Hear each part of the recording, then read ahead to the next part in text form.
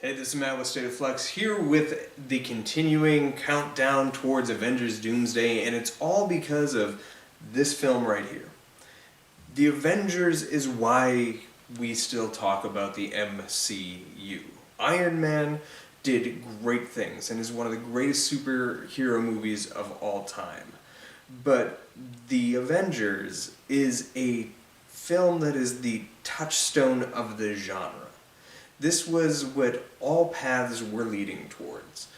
And it is quite easy to point to this film more than any others as the one that changed the landscape of cinema, for better or for worse. And when you watch the movie, you can see exactly why it happens. There's a magnetic quality to the film that even people who don't traditionally like this type of film respond pretty damn well to the Avengers.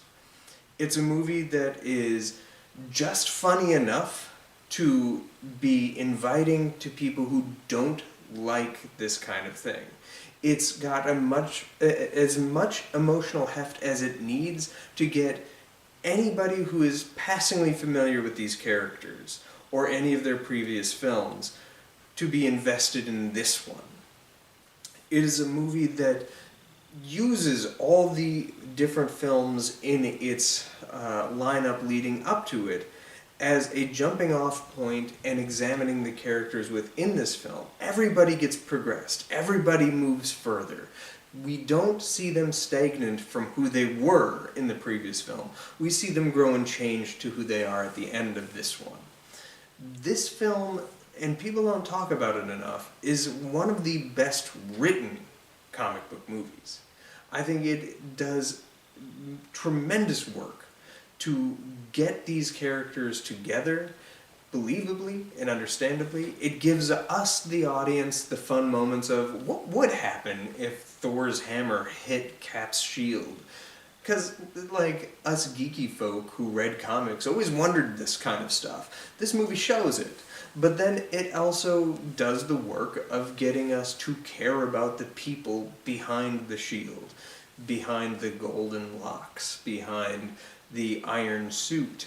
And it does it with incredible grace and style, while also being one of the best action films of its era.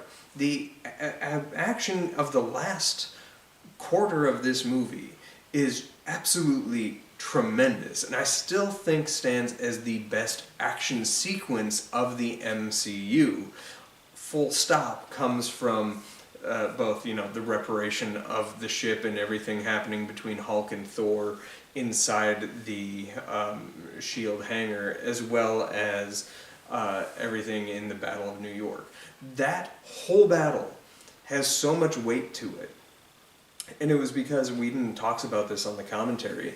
He wrote that specific action battle as a 5-act play, and then wrote the film around that action battle. So the film has a 5-act structure within the traditional, I think, again, another 5-act structure. It's structured unusually for these type of films.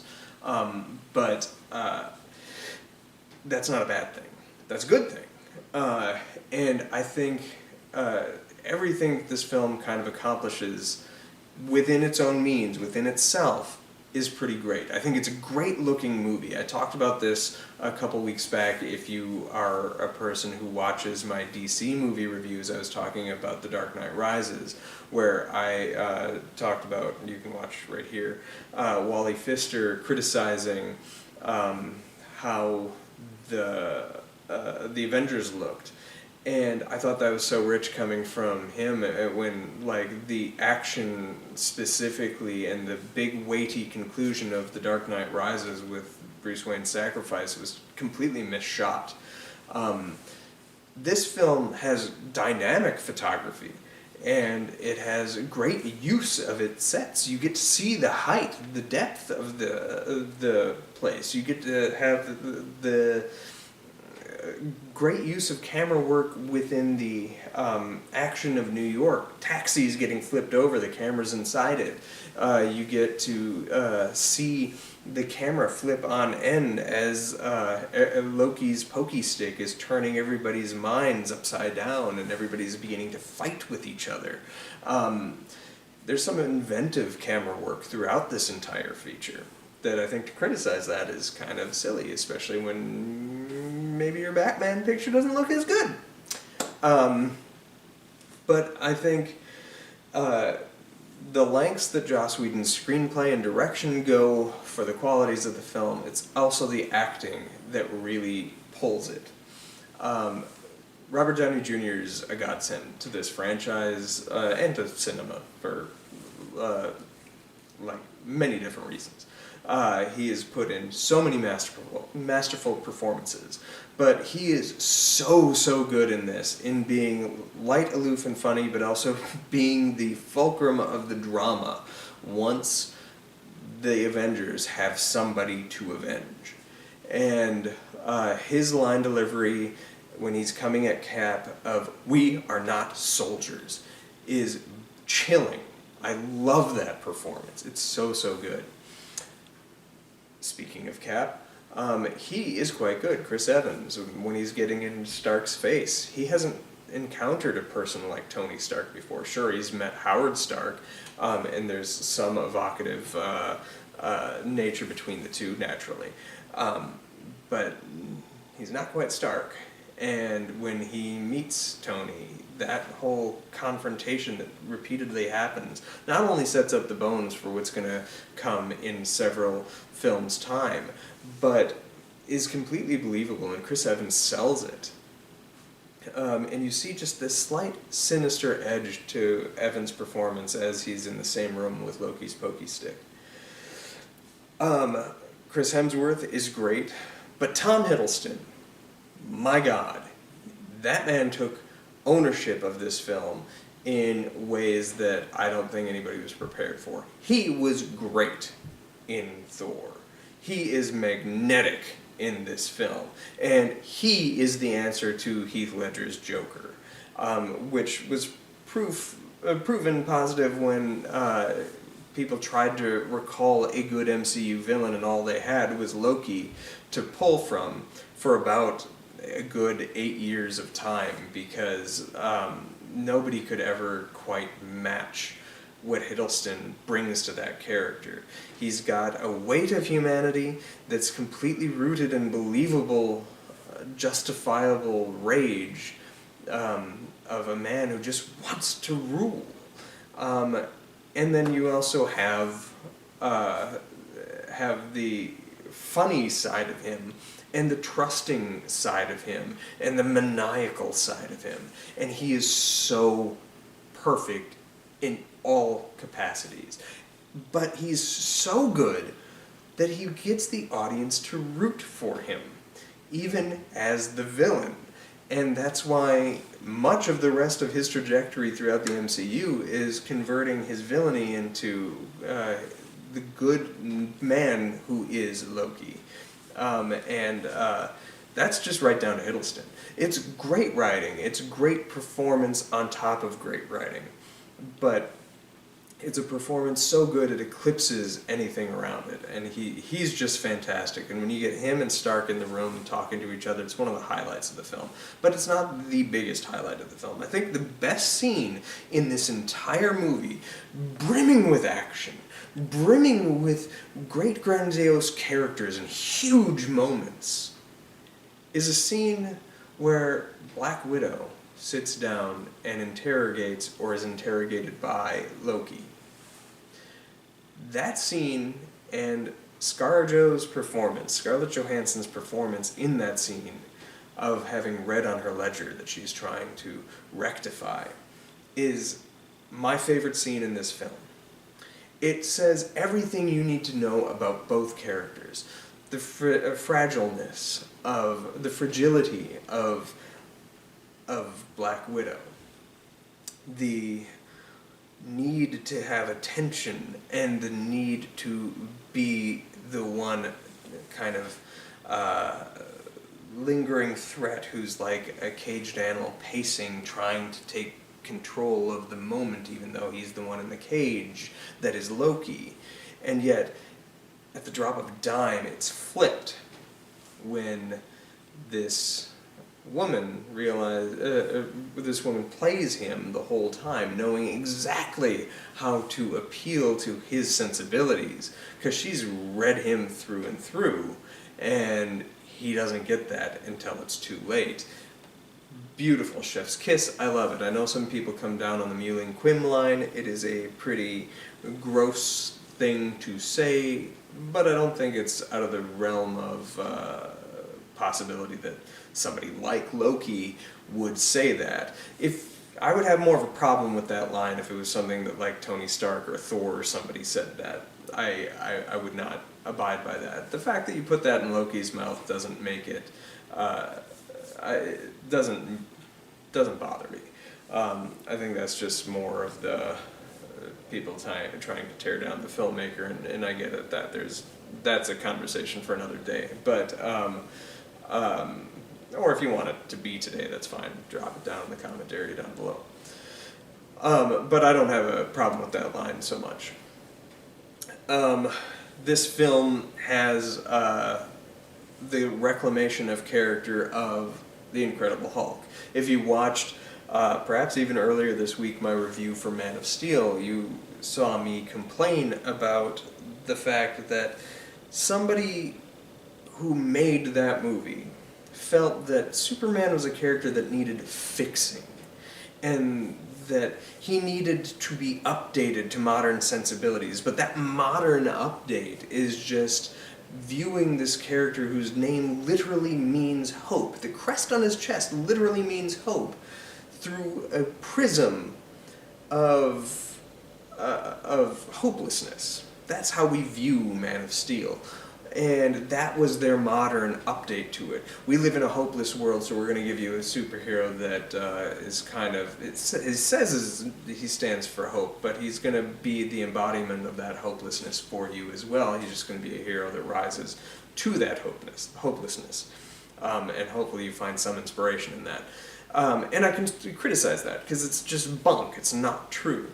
And I said that it was okay to reclaim a character that maybe isn't working. But I don't think that's how you do it. This is the movie that you could point to with, this is how it's done.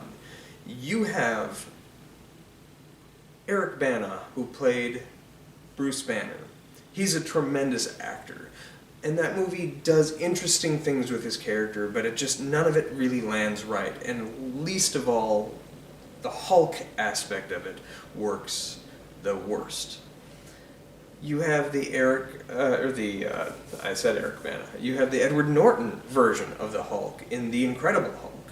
And the Hulk side of things kind of work. The Edward Norton side of things run a little flat. You can see my review up here. But what you get with this film is a perfectly cast Mark Ruffalo, who is engaging from the first moment you meet him, when he's confronted by Natasha Romanoff, and he has his "don't lie to me" moment. My daughter watched this with me. She jumped right out of her skin, scared the absolute piss out of her. And she was like, whoa! And the fact that he just pulls back and is like, I'm sorry, I was just testing you, is perfect. This man is amazing. He is so good. And you can see the browbeaten, beat him down version of this character in him. He seems like somebody who's just completely been destroyed by life. He's physically and mentally worn out by it. But intellectually you believe he's there. He's that hyper-intelligent man behind the surface. And having somebody who talks almost so lazy be your man of pure rage is inspired acting. And the fact that he brings it when he is the Hulk, and you get the Mark Ruffalo sense that is him when he is Hulk smash. And people, yes, will talk about how soft the Hulk is in the later movies and stuff like that, and how they don't like him, and bring back Edward Norton. Horseshit. Just watch this movie. This is perfect. This is who the Hulk is. This is the reclamation of character. And it wasn't done with anything other than just writing the character right and playing him right. You didn't change fundamentally his philosophy. You didn't do anything outside of marry the Banner to the Hulk, which in the two prior incarnations, they didn't seem to be married characters. This time you get it. And it's done so insanely well. The dialogue in this movie, I think, is incredible across the board. I love it. There's a lot of really funny lines, a lot of really inventive lines. I know a lot of people don't like the quippiness that happened throughout the rest of cinema after kind of the success of this movie. And I get it. It's not right for everybody, and it's not right for everybody to write, because you have to be good at writing this type of stuff. Joss Whedon is good at writing this kind of stuff. People trying to emulate that you got ad nauseum throughout the rest of the MCU, none of them were as good as he is. You get a couple who are pretty darn close, some who kind of overshoot it, like Taika Waititi, who have no hands on the reins, so to speak, and you have people who got to be as good over time, like James Gunn. But I think Whedon's writing of several different television shows and feature films prior to this one really honed his ability to have really clever layered dialogue and humor in the dialogue all the way through. I really, really like his work in this screenplay, and virtually every character, every line in the film, I think, lands.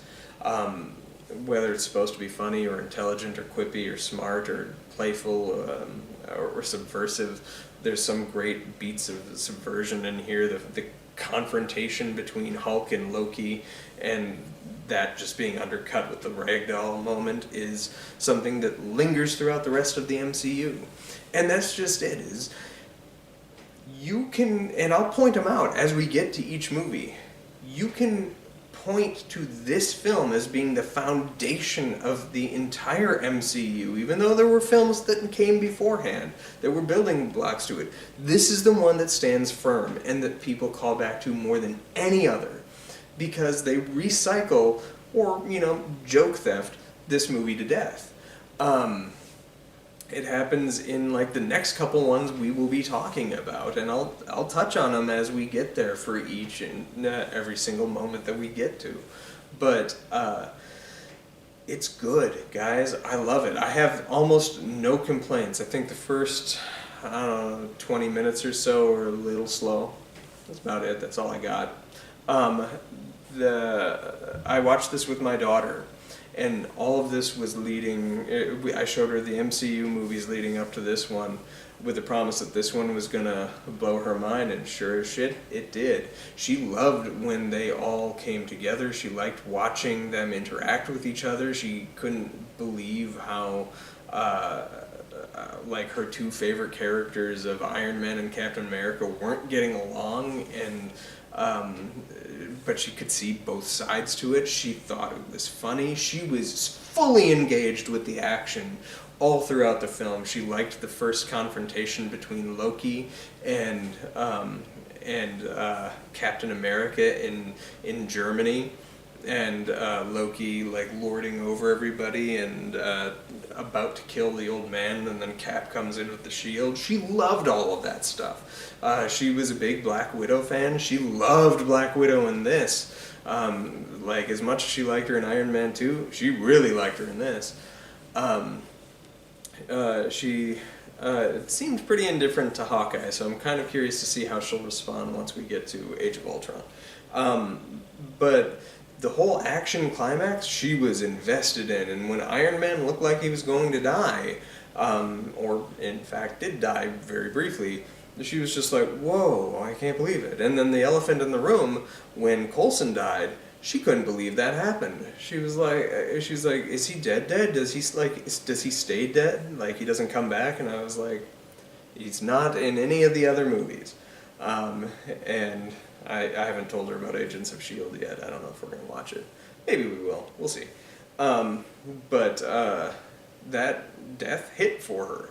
And it's a well-executed death scene. And how it motivates all the characters and how Nick Fury manipulates that motivation.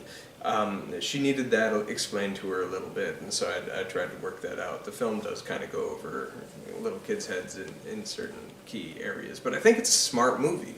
And smart movies, you will get more out of every time you watch. And I think she certainly will. I'm excited to revisit this with her once we're done with the MCU films. Because I'm sure she'll come back to this one. It's one of the best ones. And for me, I think it stands firm as like top 3 films in the MCU and one of my favorite films of last decade. This is action spectacle as it should be, as it can be, and rarely as the MCU would ever see it again. But I adore this film. I'm sure there's plenty of stuff that I'm missing, but yeah, there you have it. This movie's great. I love it. Let me know what you think of this film in the comment area down below. Like, subscribe, do all that good stuff. Peace.